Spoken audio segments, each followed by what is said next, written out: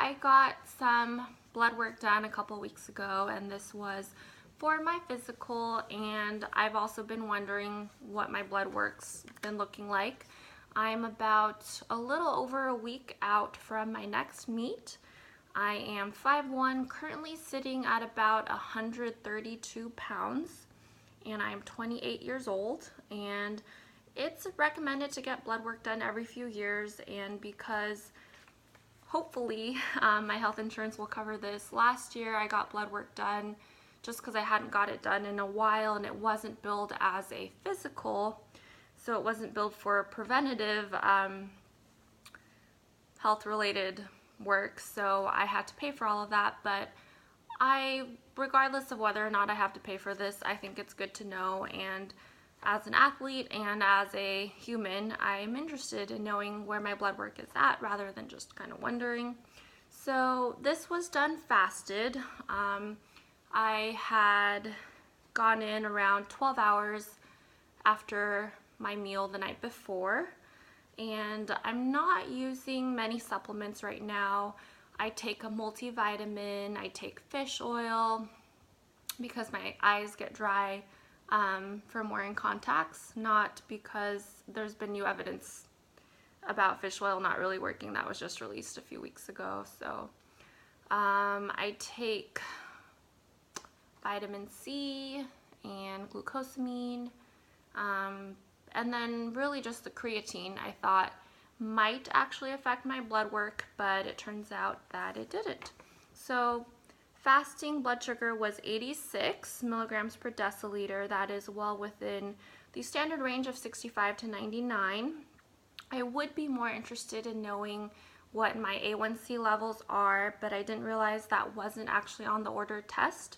So that's something I might ask for next time, because it gives you more of a long-term range for how your blood sugar is. I don't have any history of having glucose control issues, but I do eat a ton of Pop-Tarts and lots of cake and cookies, so I'm just kind of wondering how my body's handling that. That was also part of why I wanted to get this test done, because a lot of the times I do flexible dieting and I really mostly eat healthy, but I throw in plenty of treats. So that was part of me wanting to know what's going on inside.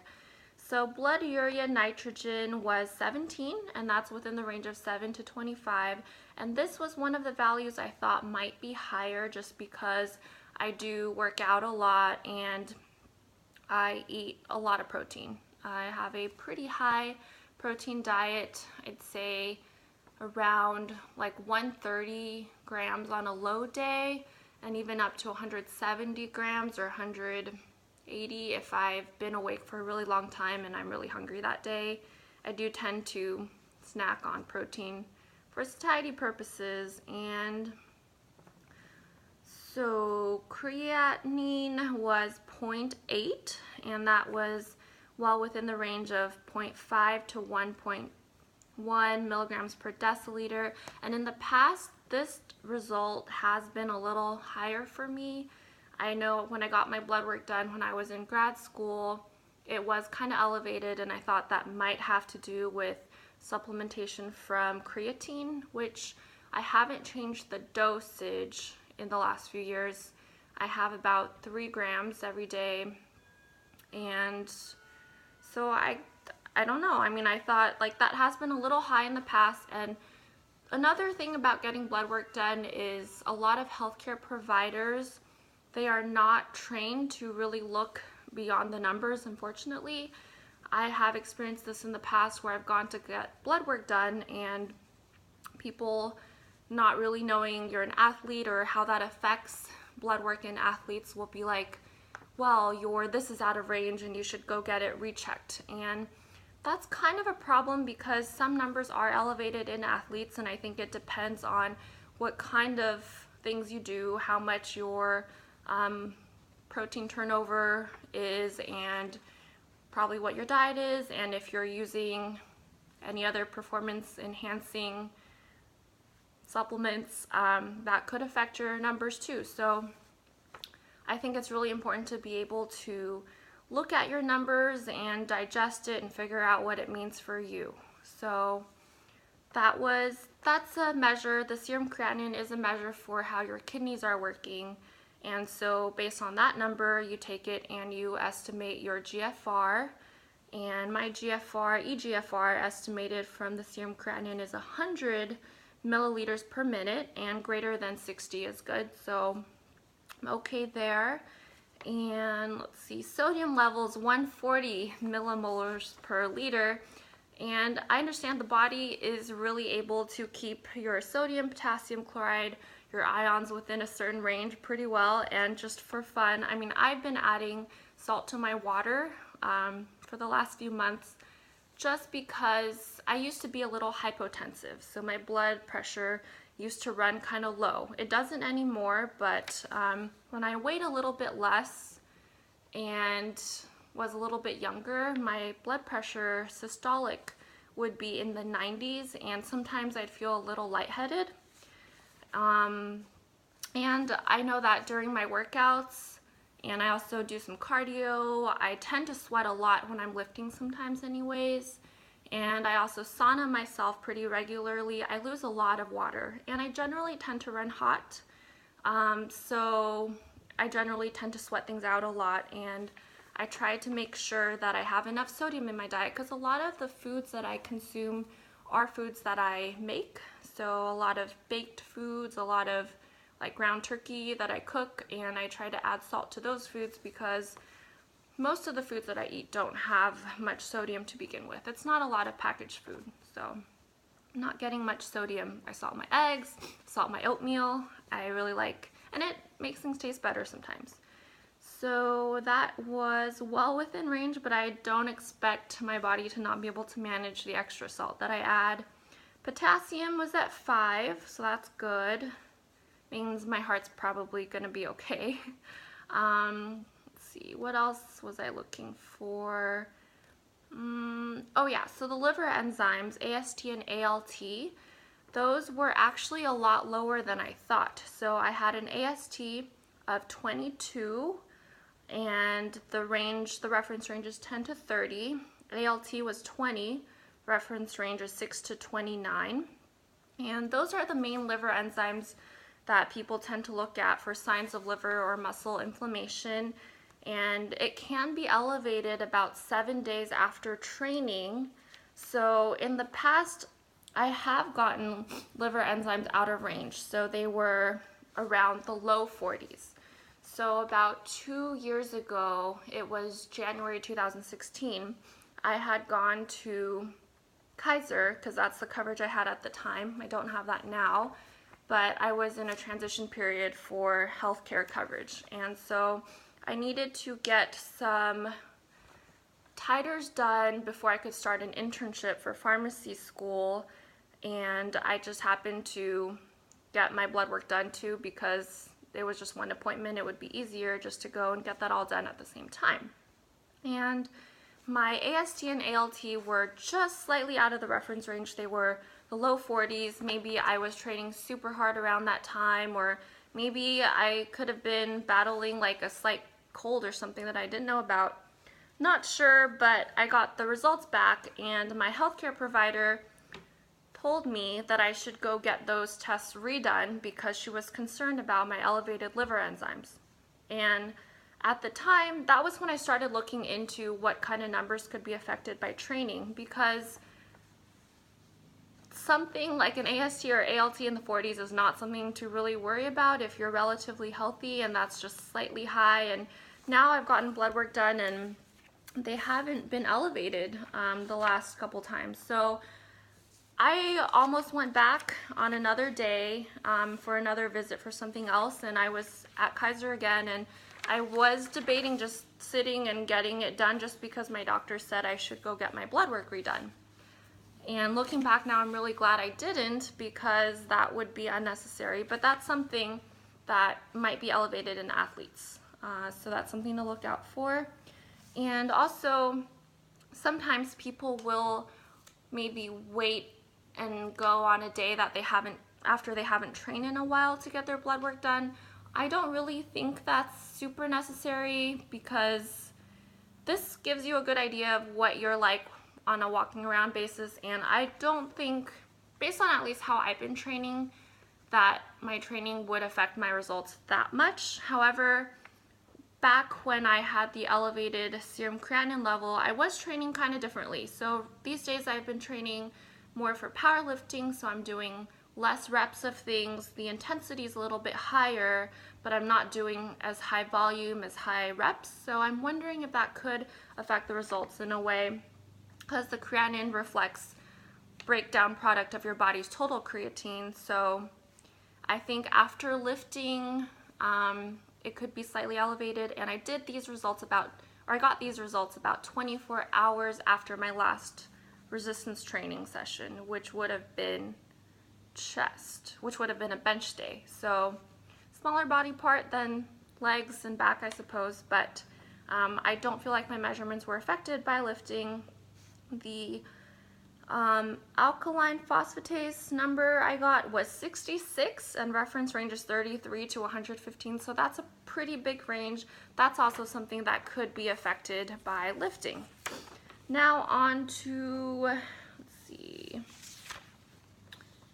So another thing that I would of course be interested in, all of these are a really small font, so let's see.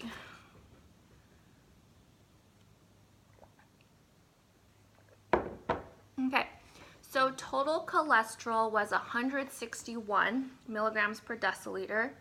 Standard range is less than 200. And why my total cholesterol was so high was my HDL was 83 milligrams per deciliter, and as a female you want it to be more than 50. For males you want it to be more than 40.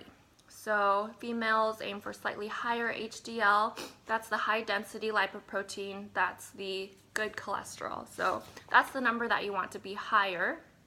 And triglycerides were 50 milligrams per deciliter. Standard range is you want it to be less than 150. LDL, I got 66 milligrams per deciliter, and you want it to be less than 100. So that looks good. My HDL was a lot higher than last year. So last year I got my blood work done September, and my HDL was 65, now it's 83. And I really wonder what accounts for that. I think that's a pretty significant increase, and it's a good thing once you figure out that the total cholesterol number is not that important, at least in this case for me. It's like almost a 20-point jump, and I'm not sure why. I know that that's elevated when you have good lifestyle habits, and to be honest, my life is all over the place. I eat at all different times. I sleep at all different times, mostly because of training and work. And so I feel like a lot of the times I'm jet lagged and my life is inconsistent. But I don't have to travel a lot. It's just like my time zones are flipping all the time. So to be honest, if I were to guess, I wouldn't think my blood work would look that great. But I am young, and maybe relatively young, and maybe that's why things are working out, or genetics could play a role, but I'm not really sure. I do think that it's a good sign that I'm exercising a lot, that my HDL is up though, because when I got my blood work done in a lab in pharmacy school, it was non-fasted. It was just to practice drawing blood or testing blood from each other, our students. We got to measure our blood work in class, and my HDL was in the 90s, which is kind of crazy. So let's see. My LDL was 61 last year, 66 this year. Not a huge difference. And yeah, total cholesterol went up from 139 to 161. Triglycerides about the same. It was 53 last time, 50 this time. And the other thing I was interested in looking at was, let's see, vitamin D. So vitamin D is a pretty standard test. I think it's really important, and it's something that people can actually do something about. You can take a vitamin D supplement. It's really quick and easy, and a lot of the times most people, I live in California and there's lots of sunshine, but during the day I am mostly at work. Sometimes I don't see daylight except for driving to work. And then when I am not at work, I'm training, and that's indoors. I would really like to train at an outdoor gym, but I don't have access to that, and I also wouldn't want to have to be concerned about skin damage and like putting on sunscreen before working out outdoors every day. But I do want to spend more time in the sun. So my vitamin D values were 61, and that's nanograms per milliliter, I believe, and the standard range is 30 to 100. And so that's pretty good. I'd say 30 is kind of low. So even if your results were like 30 or 40 and you're considered in the standard range, I think aiming for a little bit higher would be good. 61, I think, is actually lower than what mine was last time. But I did take into consideration that last time I got my vitamin D measured, it was September. So it was after the summer had just ended. And this time it was before summer, so I think that could account for the difference there. And I cannot find the number that I got last time, but I think it was in the 80s. So vitamin D, I think, would probably be a little higher if I measured later in the year. So those are most of the things that I thought was interesting. Everything else was pretty much within range.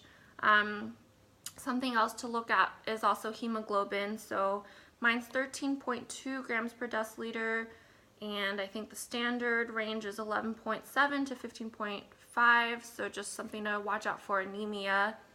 That's a good value to look at. And yeah, so I'd say it was pretty unremarkable. I felt pretty good about getting things tested out, and I think it's good to just check in to see where you are every once in a while.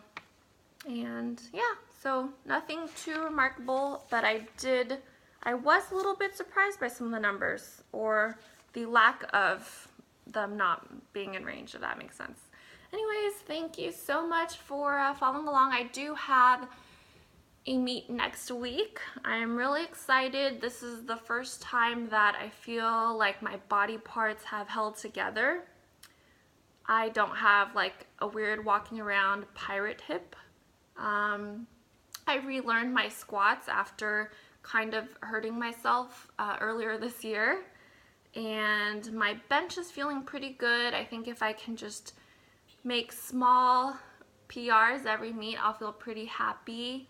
So I'm really excited about that. It's a local meet, so it'll be pretty easy to get to, and I did aim for competing nationally this year. I am qualified, but it just so happened that because of work, that week was the only week I could get off to go on a trip to Peru, and I really want to go on that trip because it's with my family, and I do think that I could compete at a national meet or at any meet really any year if the logistics work out, and being able to fit a family trip is pretty important to me. So I did see that they're starting to do regional meets for USAPL, and as of now I still prefer competing in the USAPL because of their consistency with judging, and then also the being drug-free athletes, supporting drug-free powerlifting,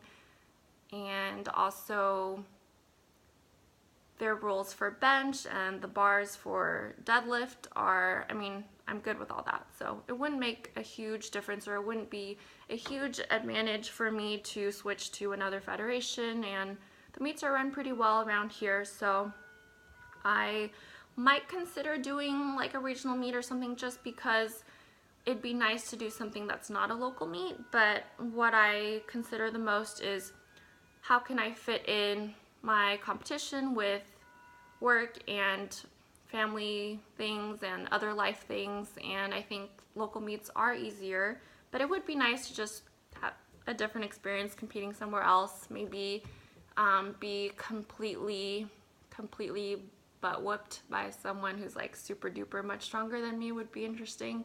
But it's really just competing against myself at this point. It's just trying to get a little less weak every time, and just to try to be more comfortable with the competition atmosphere every time. So doesn't make a huge difference for me if I compete locally or not. So yeah, and anyways, thank you so much for your support, and have a good day. I just had to do that.